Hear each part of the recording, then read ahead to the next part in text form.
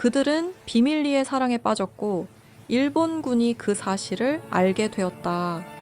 1942년 평양 진호가 하나를 처음 본 것은 평양의 황량한 거리에 조용히 눈이 내리는 때였다. 그는 그들이 비밀리에 만났던 작은 지하 교회에서 나오고 있었다. 옛 재봉틀 작업장 지하실에 숨어 있었던 것이다. 당시 일제강점기에는 기독교 신앙을 고백하는 것은 사형 선고나 다름없었다. 하나는 골목 담벼락에 기대어 몸을 떨었다. 추위 때문이 아니라 두려움 때문이었다. 그녀의 갈색 눈에는 순수한 공포가 서려 있었다. 제발, 오늘 아버지가 죽었어요. 신사에 절하지 않았다는 이유로 처형당했어요. 진호는 가슴이 무너지는 것을 느꼈다. 그 고통을 그는 잘 알고 있었다. 2년 전 그는 어머니를 같은 방식으로 잃었다. 어머니가 마룻바닥 밑에 숨겨두었던 성경책이 일본 장교에게 발견되었다. 어머니는 다시는 집으로 돌아오지 못했다. 이리 와. 그는 주위를 둘러보며 부드럽게 말했다. 여긴 안전하지 않아. 하지만 그 순간 무언가가 일어났습니다. 두 사람의 눈이 처음 마주쳤을 때 알 수 없는 연결고리가 형성되었습니다. 마치 신이 그들의 부서진 영혼을 단 하나의 목적, 즉 살아남고 그들의 믿음을 지키기 위해 엮어 놓은 것 같았습니다. 그 후 몇 주 동안 진호와 하나는 비밀리에 만나기 시작했습니다. 그는 낮에는 일본군을 위해 강제 통역을 했습니다. 그는 그 일을 싫어했지만 덕분에 귀중한 정보를 얻을 수 있었습니다. 밤에는 이 지식을 활용하여 다른 기독교인들에게 임박한 습격에 대해 경고했습니다. 하나는 학교 교사로 일하며 한국 아이들에게 일본 선전을 가르쳐야 했습니다. 하지만 그녀는 말 사이사이 은밀한 순간에 진실을 속삭였습니다. 너는 한국인이야. 네가 누구인지 절대 잊지 마. 두 사람의 만남은 언제나 같은 장소, 대동강변의 낡고 버려진 방앗간에서 이루어졌습니다. 그곳에서 단 하나의 촛불이 깜빡이는 불빛 아래 두 사람은 함께 기도하고 슬픔을 나누었으며 자신도 모르게 서서히 사랑에 빠졌습니다. 하느님께서 아직도 우리를 보고 계실까요? 어느 날 밤, 하나는 눈물을 흘리며 물었다. 이렇게 많은 죽음과 어둠 속에서도요? 진호는 그의 손을 부드럽게 잡았다. 저는 그분이 지금 그 어느 때보다 우리 곁에 가까이 계신다고 믿습니다. 그리스도의 빛은 가장 깊은 어둠 속에서 가장 밝게 빛나기 때문입니다. 하지만 그들의 사랑은 이중의 범죄였습니다. 그들은 기독교인이었을 뿐만 아니라 그들의 정체성, 신앙, 인간성을 파괴하려는 제국에 대한 반항 행위로서 행복의 모든 순간이 있었던 시기에 서로 사랑할 용기를 가졌습니다. 그리고 가장 나쁜 일은 아직 다가오지 않았습니다. 누군가가 그들을 지켜보고 있었기 때문입니다. 공장에서의 만남은 무너져가는 세상 속에서 진호와 하나의 유일한 피난처가 되었다.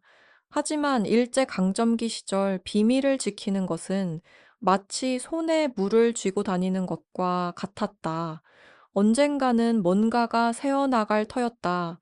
진호는 매일 고통스러운 삶을 살았습니다. 매일 아침 그는 자신을 제국군 부역자로 표시하는 군복을 입고 조선인 남성들을 강제 노역으로, 여성들을 위안 수용소로, 그리고 온 가족을 만주 광산의 노동 수용소로 보내라는 명령서를 번역했습니다. 어떻게 그런 일을 할 수 있죠? 어느 날 밤 그가 눈에 띄게 불안한 모습으로 공장에 도착한 후 하나가 물었다. 못해요. 그가 갈라진 목소리로 대답했다.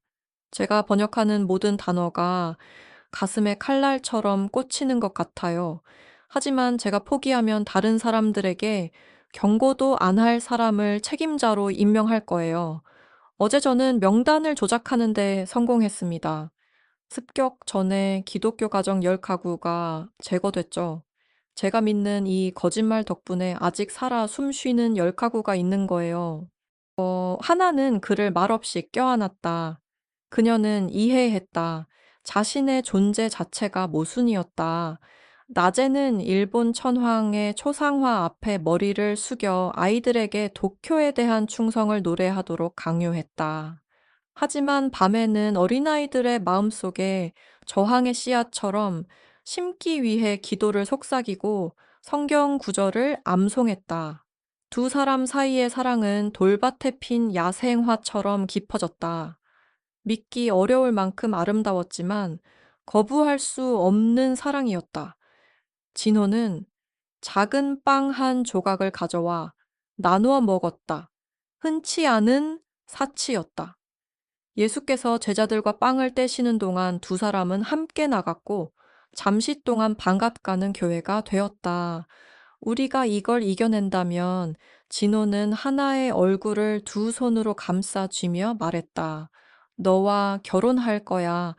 우리가 큰 소리로 기도할 수 있는 집을 짓고 우리 아이들이 두려움 없이 예수님을 알 수 있는 집을 지을 거야. 우리가 살아남지 못하면 어쩌죠? 그녀는 속삭임에 불과한 목소리로 물었다. 그러면은 우리는 천국에서 만나게 될 거고 더 이상 눈물은 없을 거야. 하지만 그 고리는 점점 좁아지고 있었다.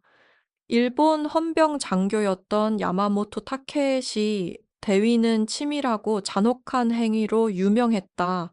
그는 지역사회의 정보원을 침투시켜 신뢰를 얻은 후 기독교인들의 조직망 전체를 한꺼번에 무너뜨리는 엉뚱한 방법을 개발했다. 그리고 그의 가장 새로운 정보원은 진호가 친구로 여겼던 사람이었다. 박민주는 막사에서 진호와 함께 일했습니다. 같은 동네에서 자랐고 같은 거리에서 놀았습니다. 하지만 점령은 형제를 적으로 만드는 법이었습니다. 민주는 2달 전 공모 혐의로 거의 죽을 뻔한 고문을 당했습니다. 가족을 구하기 위해 그는 상상도 할 수 없는 일을 받아들였습니다. 야마모토 대위의 눈과 귀가 되는 것이었습니다. 그리고 그는 진호가 매일 밤 자신의 길에서 벗어나는 것을 보았습니다. 3월의 어느 비 오는 오후, 민주는 진호를 따라갔다. 나무들 사이에 숨어 있던 그는 모든 것을 보았다. 방앗간 그 여자 속삭이는 기도문 땅바닥에 헐거운 돌 밑에 숨겨진 성경까지 막사로 돌아오자 야마모토 대위는 잔인하게 미소 지었다. 잘했네, 박. 이제 우리에겐 기독교인이 1명도 아니고 2명이나 있다네. 게다가 그들이 보호하고 있는 반군 조직까지 모두 말이야. 컴카, 민주는 목구멍에 담즙이 오르는 것을 느꼈지만 돌이킬 수 없는 지경에 이르렀다. 함정이 설치되었습니다. 1943년 봄은 새로운 시작을 약속하며 찾아왔지만 진호와 하나에게는 인생에서 가장 어두운 계절이 되었다. 진호는 뭔가 잘못되었다는 것을 깨달았다. 공장에 도착했을 때 하나가 이미 기다리고 있었지만 그녀의 눈빛에는 무언가 다른 것이 담겨 있었다. 새롭고 더 깊은 두려움이었다. 오늘 제 학생 중 1명이 이상한 질문을 했어요. 하나가 떨리는 목소리로 속삭였다. 혹시 외국 신에게 아직도 기도하는 사람을 아느냐고 물었어요. 말하는 방식을 보니 마치 연습한 것 같았어요. 진호는 피가 얼어붙는 것을 느꼈다. 여기 오는 걸 멈춰야겠어. 적어도 몇 주 동안은. 하지만 다른 사람들은 당신이 받는 경고에 달려 있어요. 가족들이 우리가 죽으면 남을 구하는 게 무슨 소용이겠어. 그는 말을 끊었지만 곧바로 후회했다. 그건 그의 신앙이 아니었다. 그건 그가 아니었다. 하나는 얼굴을 만졌다. 믿지 못하시죠? 저도요. 예수님께서 선한 목자는 양을 위해 목숨을 버린다고 하셨잖아요. 만약 그것이 우리의 소명이라면 그녀를 잃고 싶지 않아. 진호는 눈물을 글썽이며 고백했다. 이미 너무 많은 사람을 잃었어. 엄마, 남동생, 교회 친구들까지. 너까지 잃을 순 없어. 그들은 방앗간 틈새로 세우며드는 희미한 달빛 아래 서로를 꼭 껴안았다. 그 순간 그들은 말없이 약속했다. 무슨 일이 있어도 그들은 서로의 믿음을, 사랑을 지킬 것이라고. 하지만 배신은 이미 진행 중이었습니다. 그날 밤, 야마모토 대위는 분대를 소집했습니다. 내일 새벽에 방앗간을 포위할 겁니다. 하지만 당장 체포하지는 않을 겁니다. 저 구멍에서 얼마나 많은 쥐들이 나오는지 보고 싶습니다. 이름, 주소, 그리고 전체 조직망을 알고 싶습니다. 박민주는 그 방에 있었고 그의 말 한마디 한마디가 그의 양심에 찔리는 듯했다. 그는 가족을 구하고 있다고 스스로를 납득시키려 애썼지만 이제 깨달았다. 그는 무고한 사람들을 파괴하고 있었다. 오직 자신의 신념을 지키고 싶었던 그 사람들 말이다. 그날 밤 민주는 잠이 오지 않았다. 어린 시절 진호의 모습이 머릿속에 스쳐 지나갔다. 어렸을 때 둘이서 밥을 나눠 먹고 촛불을 밝히며 공부하고 자유로운 미래를 꿈꾸던 모습. 어쩌다 민주는 예전의 소년과 이렇게 달라진 걸까? 새벽 3시, 그는 결정을 내렸다. 위험하고 어쩌면 치명적일지도 모르는 결정이었지만 그에게 남은 유일한 옳은 결정이었다. 그는 텅 빈 거리를 달려 진호의 작은 아파트에 도착했다. 그는 절제된 다급함으로 문을 두드렸다. 그를 깨울 만큼 큰 소리였지만 이웃들이 눈치채지 못할 만큼 조용한 소리였다. 진호는 잠이 덜 깬 채 문을 열고 민준을 보자 본능적으로 움찔했다. 친구의 얼굴에는 위험하다는 듯한 비명이 울려 퍼졌다. 빨리 들어. 민준이 불안한 듯 뒤를 돌아보며 속삭였다. 그들은 알고 있어. 공장에 대해서, 하나에 대해서 모든 걸. 내일 새벽에 그들이 그곳을 포위할 거야. 지금 당장 도망쳐. 진호는 세상이 빙빙 도는 것을 느꼈다. 어떻게, 어떻게 알았지? 민주는 그를 볼 수 없어 눈을 내리깔았다. 내가 그랬어. 널 배신했어. 미안해, 진호. 모든 게 다 미안해. 처음의 분노는 이해로 바뀌었다. 진호는 민준의 목에 아직도 남아있는 고문의 흔적과 떨리는 모습을 보았다. 알려주셔서 고맙습니다. 진호는 간단히 말했다. 별 소용없을 거야. 민준이 대답했다. 하나, 다들 너를 쫓을 거야. 하지만 어쩌면 네가 먼저 다른 사람들에게 경고할 수 있을지도 몰라. 떠나기 전 민주는 진호의 팔을 잡았다. 기도해줘. 내가 그럴 자격이 없다는 건 알지만 기도해줘. 진호는 어둠 속을 헤치고 하나가 큰 이모와 함께 사는 작은 집으로 달려갔다. 그림자 하나하나가 마치 군인 같았고 소리 하나하나가 곧 문을 두드릴 것 같았다. 마침내 도착한 그는 약속된 순서대로 노크했다. 3번 노크하고 잠시 멈췄다가 2번 노크했다. 하나가 문을 열자 그녀가 무엇을 묻기도 전에 진호가 다급하게 속삭였다. 알았어요. 지금 당장 가야 해요. 제 이모는 시간이 없습니다. 하지만 하나는 움직이지 않았다. 대신 그를 안으로 끌어당기고 문을 닫았다. 진호, 우리가 도망치면 우리가 아는 모든 사람이 체포될 거야. 이모, 교회 신도들, 네가 보호해온 가족들까지, 정보를 얻을 때까지 아니면 모두 죽일 때까지 한 명 한 명 고문할 거야. 너도 그들이 어떤지 알잖아. 진호는 알고 있었다. 야마모토 대위의 잔혹한 수법을 이해할 만큼 충분한 보고서를 번역했기 때문이다. 온 가족이 몰살당하고 세대가 사라지는 건 그저 본보기를 보이기 위한 행동이었다. 그럼 우리는 어떻게 해야 하나요? 그는 목소리가 떨리며 물었다. 하나는 그의 손을 잡고 찬장 뒤에 숨겨진 작은 제단으로 데려갔다. 그곳에는 아버지가 처형당하기 전에 만든 소박한 나무 십자가가 서 있었다.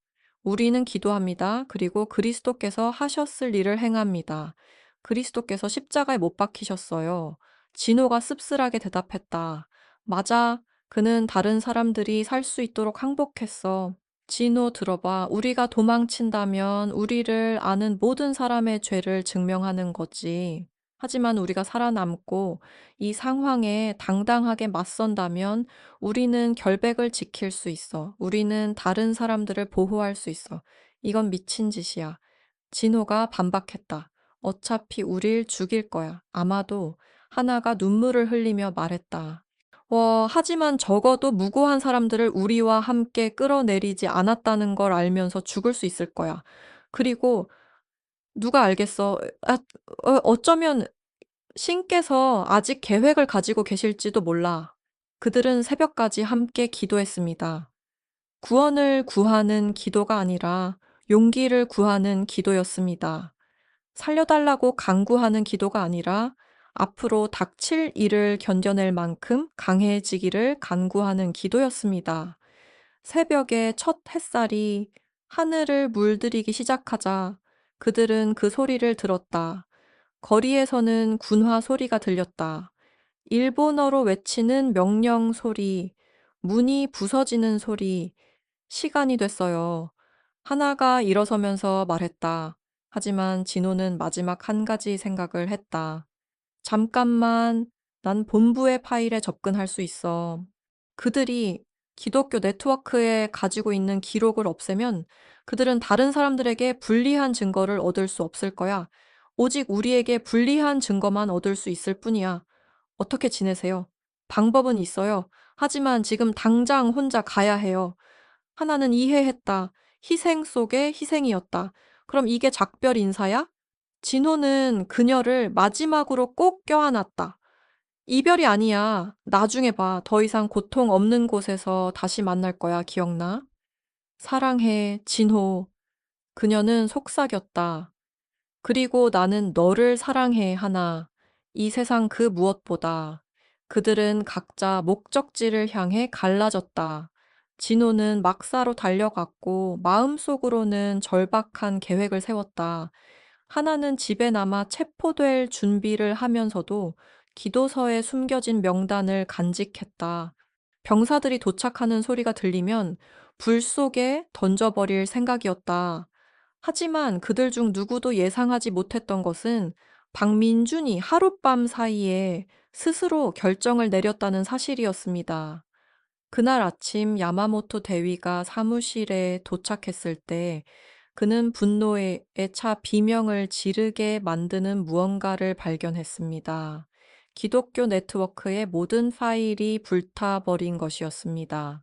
그리고 방 한가운데에는 완벽한 일본어로 쓰인 쪽지가 있었습니다. 유죄 당사자는 박진호와 김하나뿐입니다. 나머지는 모두 무죄입니다. 이것이 저의 고백이고 증언입니다. 하느님께서 제 영혼에 자비를 베푸시기를 바랍니다. 박민준 민준의 시신은 그날 아침 강에서 발견되었습니다. 그는 자신이 아는 유일한 방법으로 구원을 완성했습니다. 평양의 일본군 감옥은 희망이 죽음을 향해 나아가는 곳이었습니다.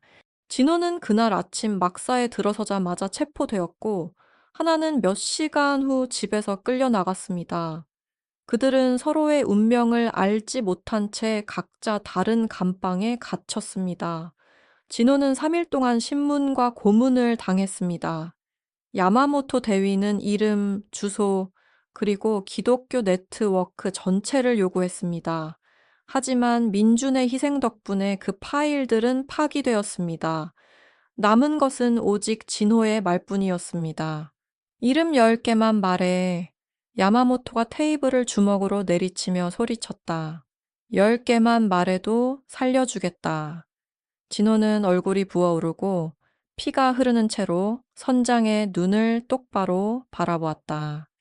이름은 줄 수 없어. 영혼만 줄 수 있을 뿐이야. 바보야, 넌 아무 이유 없이 죽어. 나는 누군가를 위해 죽을 수 있어요. 그게 다예요. 하나 역시 비슷한 고통을 겪었습니다. 그들은 상상할 수 있는 모든 방법으로 그녀의 영혼을 꺾으려 했지만 그녀는 신문 시간 사이사이에 조용히 찬송가를 불렀습니다. 옆방에 있던 다른 수감자들도 그녀와 함께 찬송가를 부르기 시작했고 곧 감옥 복도 전체가 신앙의 노래로 가득 찼습니다. 바로 그때 놀라운 일이 일어났습니다. 경비병 중 한 명인 젊은 일본군 병사 히로시는 악몽을 꾸기 시작했습니다. 그는 자신이 고문했던 사람들의 얼굴을 보고 그들의 구호를 듣고 가슴에 짓눌리는 듯한 무게를 느꼈습니다. 어느 날 밤 더 이상 참을 수 없어 그는 하나의 감방으로 갔습니다. 왜 노래를 부르세요? 그는 한국어로 머뭇거리며 물었다. 우리가 당신에게 온갖 짓을 해짓는데 왜요? 하나는 극심한 고통 속에서도 미소 지었다. 내가 죽으면 어디로 가는지 알고 있으니까 너도 알아? 그 단순한 질문이 히로시의 가슴을 화살처럼 강타했다.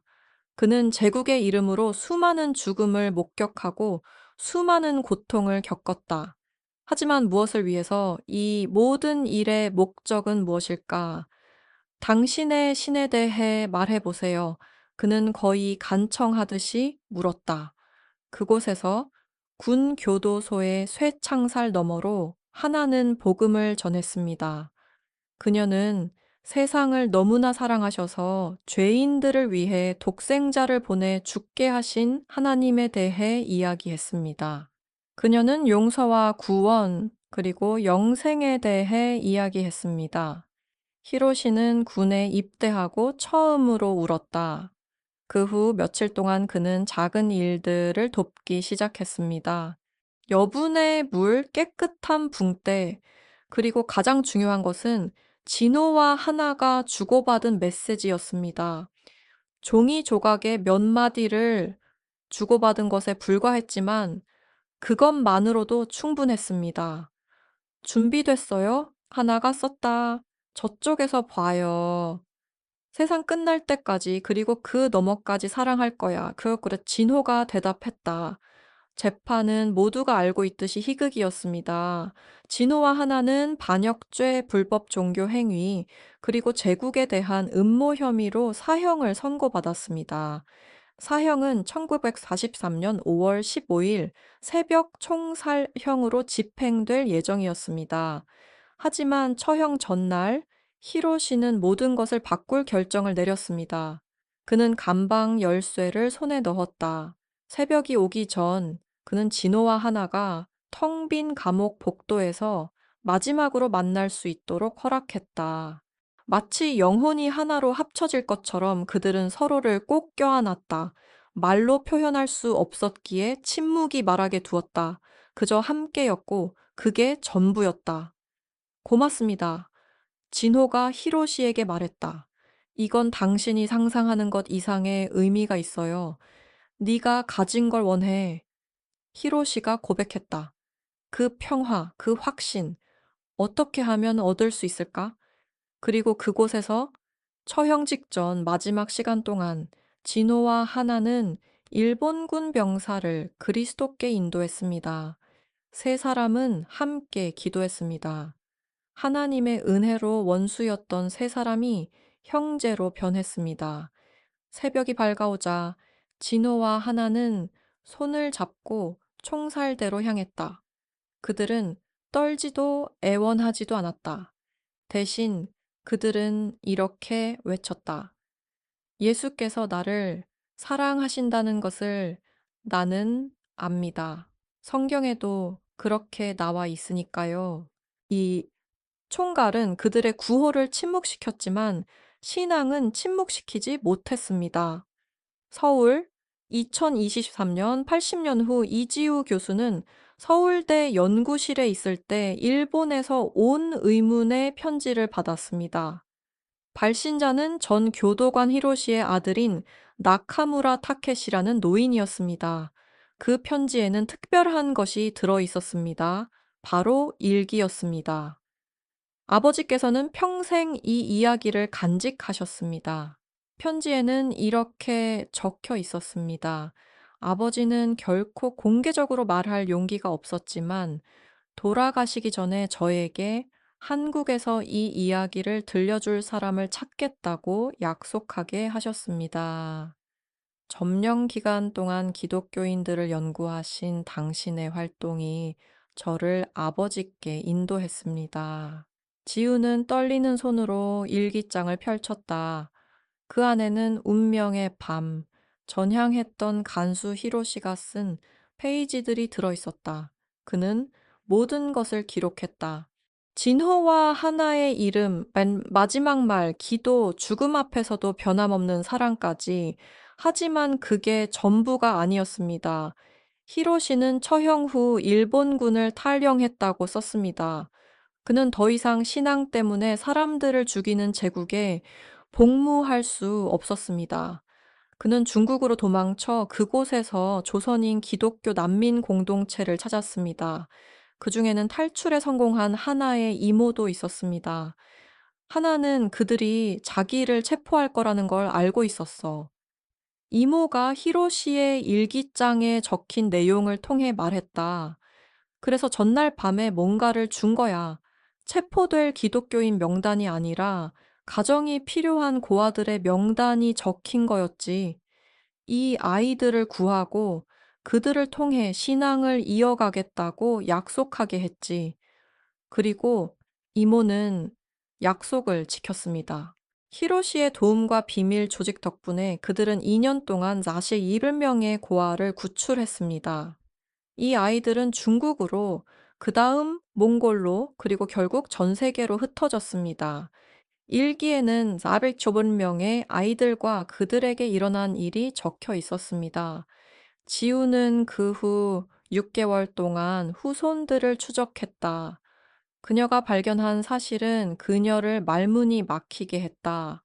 자녀 중 한 명은 목사가 되어 전쟁 후 남한에 12개의 교회를 세웠습니다. 또 다른 한 명은 의사가 되어 부산의 빈민병원을 열었습니다. 3명은 교사가 되어 수천 명을 교육했습니다. 2명은 음악가가 되어 오늘날까지도 불려지는 찬송가를 작곡했습니다. 1명은 아시아 여러 부족 방언으로 성경을 번역했습니다. 그 41명의 자녀, 382명의 손주, 7명의 증손주, 그리고 8,000명이 넘는 후손들이 오늘날 살아 있습니다. 그 중에는 목사 3명, 선교사 7명, 그리고 수많은 교사, 의사, 그리고 지역사회 지도자들이 있습니다. 하지만 가장 충격적인 발견은 일기의 마지막 페이지에서 이루어졌습니다. 구출된 아이들 중 한 명은 순이 순이위라는 3살 빼기 여자아이였습니다. 순이는 부모가 처형된 후 평양 거리를 떠돌다 발견되었습니다. 하나의 이모가 그녀를 데리고 중국으로 가서 키웠습니다. 순이는 자라서 결혼해서 딸을 낳았고 그 딸도 딸을 낳았고 그 손녀도 지우는 일기에 있는 사진을 보고 자신의 출생증명서를 보았다. 그녀는 순이의 후손이었다. 진호와 하나의 이야기는 그녀에게만 국한된 이야기가 아니었습니다. 그것은 그녀 자신의 신앙의 계보였습니다. 2사람이 죽음을 택했기에 그녀는 살아있다는 사실을 깨닫자 눈물이 뺨을 타고 흘러내렸다. 2사람이 죽음을 택했기에 그녀는 살아있었다. 2사람이 감옥에서 죽었기에 그녀는 무료 대학교에서 강의를 할 수 있었다. 2사람이 비밀리에 기도했기에 그녀는 공개적으로 기도할 수 있었다. 지우는 대학에서 그 이야기를 담은 전시회를 열었다. 수백 명의 사람들이 찾아왔다. 방문객들 가운데 그녀는 얼굴을 알아보았다. 보이지 않는 힘에 이끌려 온 나머지 즉 1,000명의 아이들의 후손들이었다. 2사람은 포옹하고 함께 울었고 80년 만에 처음으로 진호와 하나의 모든 이야기가 공개되었습니다. 한 기자가 지우에게 그들이 당신의 희생이 이 모든 일로 이어질 줄 알았을까요? 라고 물었다. 지우는 잠시 생각하더니 눈물을 흘리며 미소 지었다. 그들은 신이 그들의 죽음을 어떻게든 써주실 거라는 믿음이 있었던 것 같아요. 하지만 아니, 그들은 이런 일을 상상도 못했을 거예요. 어떻게 그럴 수 있었겠어요? 이건 누구도 상상할 수 없는 엄청난 일이에요. 그녀는 아카이브에서 찾은 진호와 하나의 흑백 사진을 바라보았다. 화질이 좋지 않았음에도 불구하고 그들의 눈빛에서 무언가를 읽을 수 있었다. 두려움이 아니라 희망이었다. 그들은 비밀리에 사랑에 빠졌어요. 지우가 기자에게 말했다. 일본군이 이 사실을 알아채고 그들을 죽였어요. 하지만 병사들이 알아내지 못한 것, 어떤 제국도 결코 죽일 수 없는 것은 바로 이것이에요. 신에 대한 그들의 사랑, 서로에 대한 사랑, 그리고 그들이 심어놓은 유산이죠. 그녀는 경건하게 일기를 만졌다. 피 묻은 땅에 심어진 믿음의 씨앗은 가장 튼튼한 나무로 자라난다. 진호와 하나가 바로 그 씨앗이었다. 그리고 수천 명의 우리가 자라난 숲이다. 이 전시회는 한국 전역을 순회했고 이후 일본을 거쳐 마침내 전 세계로 퍼져나갔습니다. 진호와 하나의 이야기는 수백만 명의 사람들에게 감동을 주었습니다. 그들을 기리는 교회들이 세워졌고 그들의 이름을 딴 장학금이 마련되었습니다. 그리고 무엇보다도 수많은 사람들이 그들의 간증을 통해 믿음을 찾았습니다. 전시회 폐막식에서 18명의 어린이 중 한 명의 후손인 한 노령 목사는 이를 가장 잘 요약했습니다. 그들은 기독교인 2명을 죽인 줄 알았어요. 하지만 그들은 8,000명을 심었고 불 하나를 끄는 줄 알았어요. 하지만 그들은 1,000명을 밝히고 있었죠. 신앙의 이야기는 결코 죽는 자들에 관한 것이 아니니까요. 그 후에 살아남는 자들에 관한 이야기입니다. 그리고 진호와 하나 덕분에 오늘날 수천 명이 살아 있습니다. 이 이야기는 일제강점기 1915에 고통받았던 수많은 한국 기독교인들에게 바치는 헌사입니다. 진호와 하나는 허구의 인물이지만 그들의 경험은 삶보다 믿음을, 두려움보다 사랑을 택했던 수많은 사람들의 실제 고통을 반영합니다. 이 이야기가 당신의 마음을 울렸다면 채널을 구독하여 세상을 변화시킨 믿음, 용기, 그리고 사랑의 더 많은 이야기를 만나보세요. 모든 순교 이야기는 승리의 이야기이기도 합니다. 삶에 대한 죽음의 이야기가 아니라 현세에 대한 영원의 이야기이기 때문입니다. 아래에 댓글을 남겨주세요. 이야기의 어떤 부분이 가장 마음에 와닿았나요? 그리고 혹시 가족이나 지역 사회에서 비슷한 신앙과 희생에 대한 이야기를 알고 계신가요? 진호와 하나의 이야기가 우리에게 일깨워 주기를 바랍니다. 진정한 사랑과 진정한 믿음은 결코 사라지지 않습니다. 오히려 커질 뿐입니다.